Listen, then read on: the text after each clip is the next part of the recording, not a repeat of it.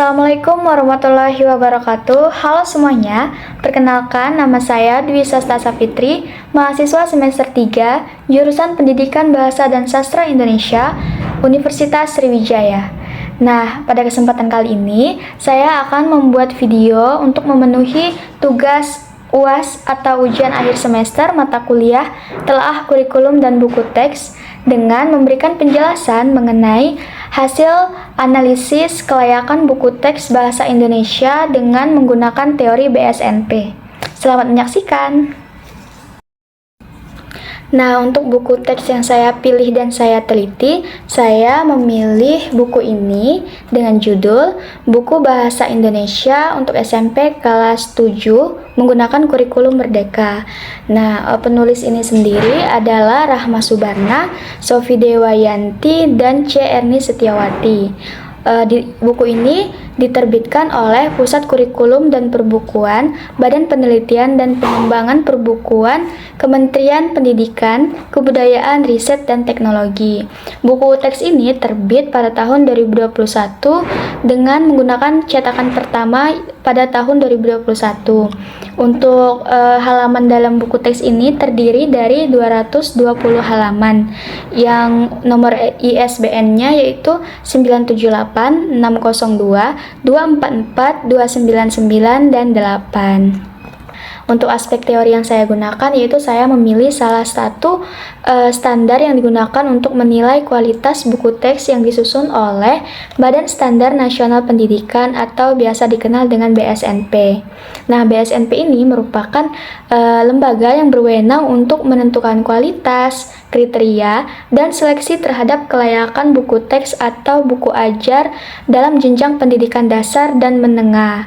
Nah, adapun unsur-unsur yang terdapat dalam penilaian BSNP ini ada 4 kriteria komponen kelayakan, yaitu komponen kelayakan isi, komponen kelayakan kebahasaan, komponen kelayakan kegrafikaan, dan yang terakhir adalah komponen kelayakan penyajian. Namun, pada analisis buku teks ini saya hanya menggunakan 2 komponen awal, yaitu komponen kelayakan isi dan komponen kelayakan kebahasaan. Nah, adapun langkah-langkah analisis yang saya pilih untuk menilai buku teks bahasa Indonesia SMP kelas 7 ini, saya menggunakan metode analisis deskriptif kualitatif dengan menggunakan teknik pengumpulan data menggunakan pengisian angket atau kuesioner dengan memberikan 16 pertanyaan dalam bentuk Google Formulir yang telah dijawab dan yang telah saya sebarkan didapatkan dalam hasil angketnya itu sebanyak 15 orang yang terdiri dari 5 guru dan 10 siswa yang berasal dari sekolah yang berbeda yang dari Kabupaten Belitung. Kemudian, hasil dari keseluruhan pengisian angket tersebut akan dianalisis berdasarkan teori yang saya pilih sebelumnya, yaitu menggunakan teori BSNP. Lalu akan ditotalkan pada tahap akhir dengan membuat kesimpulan untuk menentukan kelayakan dari buku teks ini. Nah, untuk aspek-aspek yang saya analisis, sebelumnya saya memilih teori BSNP, tetapi hanya memilih 2 teori, yaitu dengan mengambil teori aspek kelayakan isi, yang dimana aspek kelayakan isi ini juga terdiri dari 4 poin utama, yaitu kesesuaian dengan kompetensi inti dan kompetensi dasar, lalu ada kesesuaian dengan keakuratan materi, yang ketiga ada materi pendukung pembelajaran, lalu yang terakhir adalah kesesuaian dengan nilai-nilai. Nah, untuk aspek kelayakan yang kedua, saya memilih aspek kelayakan kebahasaan, yang dimana kelayakan kebahasaan ini juga terdiri dari 4 komponen inti atau 4 poin inti, yaitu kesesuaian dengan tingkat pemahaman peserta didik, lalu yang kedua ada komunikatif, yang ketiga ada kelugasan dan koherensi, dan yang terakhir ada kesesuaian dengan kaidah penggunaan bahasa Indonesia. Untuk hasil analisis dan pembahasan dalam menilai buku teks bahasa Indonesia ini, berdasarkan hasil diagram atau angket yang telah saya sebarkan, didapatkan hasilnya sebanyak 15 responden yang terdiri dari 5 guru dan 10 siswa. Yang dimana mereka itu cenderung menjawab iya daripada tidak dari beberapa pertanyaan yang telah saya sediakan. Hal ini menunjukkan bahwa menurut mereka buku teks ini sudah baik untuk sesuai dengan anak SMP kelas 7, yang dimana buku teks ini juga isi-isinya sangat cocok dijadikan dalam buku teks utama dalam proses pembelajaran untuk anak SMP kelas 7. Dari segi kelayakan isi, menurut Badan Standar Nasional Pendidikan atau BSNP, buku teks ini sudah sesuai dan memenuhi beberapa komponen kriteria kelayakan.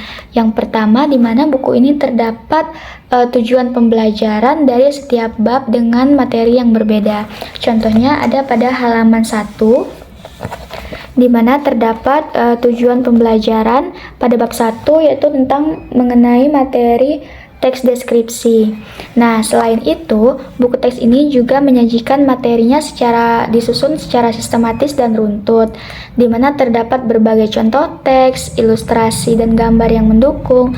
Lalu terdapat beberapa latihan soal, aktivitas proyek, dan refleksi, serta juga terdapat contoh teks yang mendukung dan gambar yang mencerminkan nilai moral, kerjasama, lalu penghargaan terhadap budaya, dan sikap toleransi. Sedangkan menurut teori aspek kelayakan kebahasaan, isi buku teks ini sudah memenuhi unsur-unsur kelayakan kebahasaan menurut teori BSNP, Badan Standar Nasional Pendidikan. Misalnya pada pemilihan kata yang mudah dipahami oleh seusia anak SMP kelas 7. Contohnya pada halaman 188 dijelaskan materi secara runtut pada bab kupas teori yang menjelaskan tentang apa itu kata sapaan, lalu hubungannya antara kata sapaan dan beberapa ragam sapaan lainnya. Nah, di mana buku ini juga menjelaskan konsep materi di bagian awal bab, lalu juga banyak terdapat beberapa dialog-dialog, pertanyaan yang mendorong kreativitas berpikir siswa secara kritis, lalu juga terdapat instruksi tugas yang dijelaskan dengan sangat jelas dan runtut. Selain itu, juga terdapat pengenalan konsep dan penjelasan hingga latihan atau kreativitas atau penerapan dan penggunaan tata bahasa serta istilah yang tidak membingungkan siswa. Juga beberapa kata-kata atau bahasa yang digunakan ini sudah sesuai dengan ejaan atau tanda baca sesuai dengan kaidah kebahasaan bahasa Indonesia yang baik dan benar. Nah, untuk masing-masing aspek kelayakan menurut teori BSNP yang telah saya analisis, dalam bentuk pengisian angket didapatkan sebanyak 15 responden yang terdiri dari 5 orang guru dan 10 orang siswa dari beberapa sekolah SMP yang berbeda yang ada di Pulau Belitung. Dalam aspek kelayakan isi sendiri terdiri dari 4 poin aspek kelayakan, yaitu kesesuaian dengan kompetensi inti dan kompetensi dasar. Nah, untuk kesesuaian dengan kompetensi inti dan kompetensi dasar ini, di mana di dalam buku teks ini terdapat 6 bab materi pembelajaran yang berbeda, di mana pada setiap awal bab itu terdapat sudah dijelaskan tujuan dan kata kunci dari pembelajaran yang akan dibahas dalam bab itu untuk mencapai capaian pembelajaran agar dipelajari oleh siswa. Contohnya ada pada bab 1. Pada bab 1 yaitu ada tujuan pembelajaran. Bab 1 ini membahas tentang teks deskripsi, yang dimana tujuannya itu untuk siswa itu bisa mempelajari berbagai macam teks deskriptif, lalu mempelajari unsur-unsur teks deskriptif, menyimak dan mendiskusikan ragam sajian deskripsi. Untuk kata kuncinya itu sendiri, di dalam mempelajari bab 1 ini bahwa itu ada teks deskripsi, objek, kata konkret, kalimat perincian, dan majas personifikasi. Lalu, komponen kelayakan isi yang kedua yaitu adalah keakuratan materi, di mana materi-materi yang disajikan dalam buku teks ini itu sudah sesuai dengan isi pembahasan dari masing-masing setiap bab yang diberikan, di mana dalam setiap bab itu menyajikan contoh teks yang berhubungan dengan kehidupan siswa, serta ilustrasi yang diberikan juga sesuai dengan konteks dan bahan isi pembelajaran. Contohnya, pada bab pertama, pada halaman 10, terdapat membahas tentang teks deskripsi, yang mana terdapat gambar beberapa siswa sedang mencari seekor kucing yang dideskripsikan dengan sangat jelas sesuai dengan kondisi objek secara konkret dan nyata. Hal ini menunjukkan bahwa keakuratan materi yang disajikan sudah sangat sesuai dan relevan dengan kehidupan siswa sehari-hari. Selanjutnya, poin aspek kelayakan isi yang ketiga yaitu materi pendukung pembelajaran. Isi buku teks ini menyajikan beberapa aktivitas belajar seperti latihan soal, aktivitas kelompok, dan refleksi di mana untuk membantu proses belajar untuk mendukung siswa memahami materi dengan baik dan aplikatif. Contohnya ada pada halaman 96 yaitu mengenai bab teks prosedur, di mana terdapat latihan aktivitas pribadi dengan membuat video tutorial membuat sorbet buah. Lalu ada lembar penilaian presentasi untuk penilaian akhir siswa, juga ada bagian refleksi. Refleksi ini pada bagian terakhir untuk menilai pengetahuan yang terakhir oleh siswa dalam memahami pembelajaran tentang teks prosedur ini. Untuk komponen kelayakan isi yang terakhir yaitu kesesuaian dengan nilai-nilai, di mana materi yang disajikan di dalam buku ini itu tidak terdapat adanya menyinggung unsur sara, yang dimana materi yang disajikan sudah sesuai dengan mencerminkan nilai-nilai moral dan karakter bagi siswa. Sikap pandangan menghargai pendapat, kerjasama, tanggung jawab dalam mengerjakan soal, lalu ada toleransi dan penghargaan terhadap keanekaragaman budaya di Indonesia. Contohnya, ada pada halaman 40, mengenal dan mengidentifikasi unsur puisi rakyat.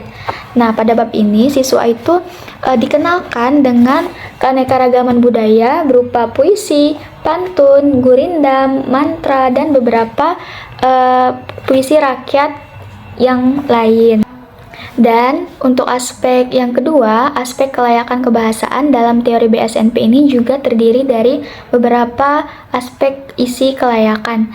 Yang pertama yaitu kesesuaian dengan tingkat perkembangan peserta didik, yang dimana isi yang di dalam buku ini itu sudah memenuhi unsur-unsur kebahasaan dalam pemilihan kata, susunan kalimat, dan penyampaian materi dirancang dengan jelas dan juga sangat sederhana sehingga mudah dimengerti dan dipahami oleh siswa yang berada pada usia sesuai dengan kelas SMP kelas 7. Contohnya pada halaman 64 tentang teks naratif yang menjelaskan perbedaan kalimat langsung dan kalimat tak langsung dalam teks fantasi. Di sini juga dijelaskan apa itu kalimat langsung, apa itu kalimat tidak langsung, berupa contoh-contohnya yang sudah sangat jelas dan runtut. Lalu ada kegiatan menulis cerita fantasi sederhana, yang dimana pada bagian ini siswa itu setelah memahami tentang teks fantasi, mereka dipinta untuk belajar menulis tentang cerita-cerita yang diangkat dalam cerita fantasi yang mereka ketahui.